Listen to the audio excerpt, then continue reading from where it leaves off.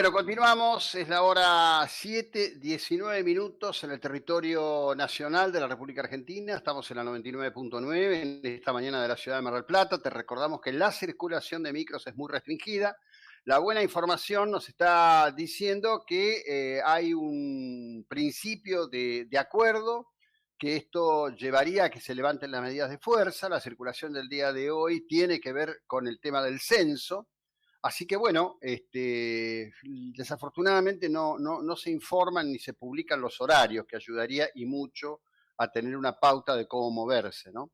Les cuento esto, Miguel Rodríguez, secretario general de Simpetax, quien impulsó la consulta para expresar el rechazo a la instalación del GPS en los taxis, aseveró ayer que acatarán la disposición municipal, pero con el condicionamiento que el municipio provea los equipos. Esto lo dijeron ayer en una conferencia de prensa donde volvieron a cuestionar fuertemente al secretario de gobierno. En relación al tema del transporte, hubo unas expresiones del intendente pidiéndole a los choferes, a la UTA concretamente, que busquen otra manera de expresarse. Y se viene un tiempo más que interesante en Mar del Plata. Se firmó finalmente el acuerdo con la multinacional Lamb Weston para radicarse en el Parque Industrial de la ciudad de Mar del Plata. Es una inversión millonaria que además contempla un conjunto de recursos que van a permitir dotar de cloaca, agua corriente a sectores que están en el área del parque industrial, barrios que están allí que de otra manera quizás nunca o vaya a saber cuándo recibirían realmente obras de saneamiento de este tipo. Y lo que es un acto político de mucha carnadura en la ciudad, el secretario de Energía de la Nación, Darío Martínez, el mismo que no va a las audiencias para debatir el tema del ordenamiento tarifario, firmó un convenio con la CGT para capacitar trabajadores y disparó, como se suele decir, habló, ¿no? Y dijo lo suyo: no imagino un intendente que esté en contra de un desarrollo que le va a dar trabajo a los marplatenses. Asimismo, digamos, adelantó en esto, sosteniendo que los estudios previos indican que hay mucho petróleo en la zona, lo que va a generar un gran desarrollo. No es pesca o turismo versus desarrollo de mar adentro de hidrocarburos, es al revés. Dijo, esto sumará puestos de trabajo formales con buenos salarios, bueno, avanzó en el sentido de decir que él es de Neuquén, una región en donde eso impacta. Ahí hay todo un dato, ¿no?, que tiene que ver con lo que ocurre con el dinero que surge del petróleo. ¿Por qué digo esto? Bueno, porque es cierto, Neuquén es una provincia petrolera. También es cierto que en líneas generales no hay ni gobernadores ni intendentes que se opongan a la explotación, lo que no significa que no haya quienes no se opongan. Lo que sí es un dato concreto, que con petróleo y todo, la provincia de Neuquén es una provincia que tiene serios problemas económicos permanentemente. Esto tiene que ver con la mala administración de los recursos públicos o el aprovechamiento del uso de los recursos públicos con fines que no son los apropiados, con lo que es el gasto absurdo e irracional que hay en la República Argentina al respecto de toda la cuestión que tiene que ver con justamente el uso de los recursos. Argentina no es un país pobre, es un país empobrecido, y esto es un tema que lo debemos recalcar una y otra vez porque así corresponde que se diga. Bueno, quiero ir a esta cuestión que me parece que es altamente importante. Esto lo dice un coronel retirado del ejército ruso. En este programa, que se llama 60 Minutos, el programa es una copia de lo que fue un gran éxito de la televisión de Estados Unidos en los 70, 80, avanzado. El programa existe todavía, ya no tiene la significación que supo tener, pero existe. Bueno, allí, al igual que en lo que fue el 60 Minutos de Argentina en la contienda de Malvinas, promueven la línea del Kremlin, incluida la llamada Operación Militar Especial. Son los mismos que en el programa dijeron o mostraron cuánto tardarían en llegar las bombas atómicas a distintos países, como diciendo, bueno, en 30 segundos devastamos New York, como si del otro, una irresponsable. Bueno, por cierto, invitan a Mikhail Khodorkovsky analista militar y coronel retirado, les dijo, primero les tengo que decir que no deben tomar sedantes informativos. A veces escuchan reportes sobre una crisis moral y psicológica en las Fuerzas Armadas ucranianas, dando a entender que el estado de ánimo está supuestamente cerca del colapso, ¿no? Esto es porque, bueno, hay algunos bloggers o símil corresponsales informales de guerra que hacen una propaganda increíble. Para decirlo con moderación, dijo el coronel, eso no es verdad. Es decir, en vez de decir están mintiendo, es una fábula, es propaganda, les dijo, eso no es verdad.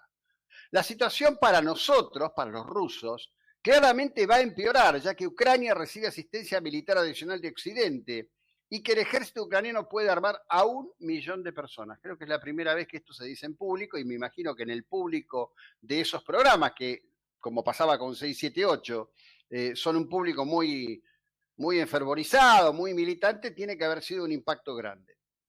En referencia a los ucranianos, dijo, existe mucho deseo de defender su patria. La victoria final en el campo de batalla estará determinada por la alta moral de las tropas que están derramando sangre por las ideas por las que están dispuestos a luchar. En este punto, caracterizó la cuestión de la siguiente manera. Estamos en un aislamiento geopolítico total, los rusos, y el mundo entero está en nuestra contra. Incluso si no queremos admitirlo, necesitamos resolver la situación.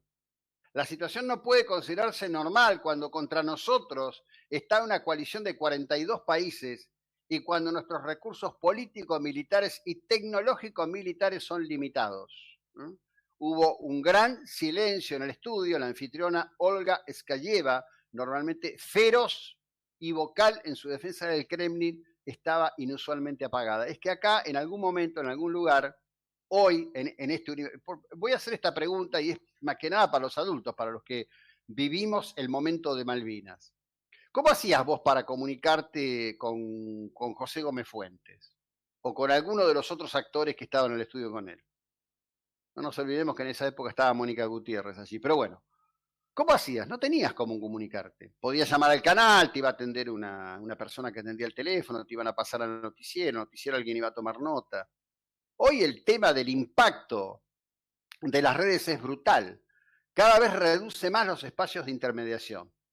En un Kremlin que ha hecho todo para controlar el panorama informativo, perseguido periodistas, cerrado fuentes de noticias, transformado la televisión abierta en la herramienta principal para instalar su mensaje, ¿qué pasó allí? ¿Esto fue espontáneo? ¿Cómo salió todo esto? ¿O es alguien que fue enviado para preparar a los rusos para noticias negativas sobre la operación militar? Lo cierto es que abre enormes interrogantes y va en paralelo con algo que claramente el sistema de medios que dirige el gobierno ruso está celebrando por todo lo alto, que es la rendición de aquellos que estaban en la acería resistiendo claramente hasta que, entre otras cuestiones, el presidente ucraniano, Volodymyr Zelensky, ¿qué dijo? Dijo, necesitamos héroes vivos, ya hay suficientes héroes muertos, y se dio la orden de rendirse. Hay muchas lecturas sobre esto, algunas para compartir quizás en los próximos días con más datos. Y les cuento finalmente en este bloque esta cuestión. Los candidatos de Donald Trump se impusieron en las primarias republicanas de Pensilvania y Carolina del Norte. Forman parte de lo que ya se define como la ultraderecha de Estados Unidos, miembros activos del grupo más próximo a Trump cuando éste estuvo en la Casa Blanca. Acá hay una definición muy importante del estado de ánimo de buena parte de la sociedad norteamericana. Pensilvania es considerado un estado péndulo de gran importancia.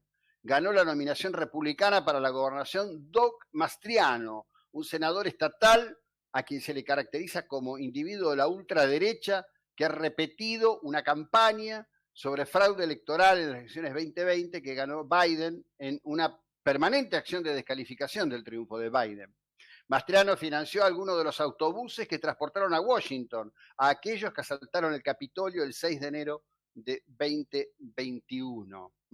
Y en un dato muy fuerte de su campaña, Mastriano se enfrentará al actual fiscal general de Pensilvania, un caballero que se llama Josh Shapiro, en donde dicen que esta elección es clave en este sentido.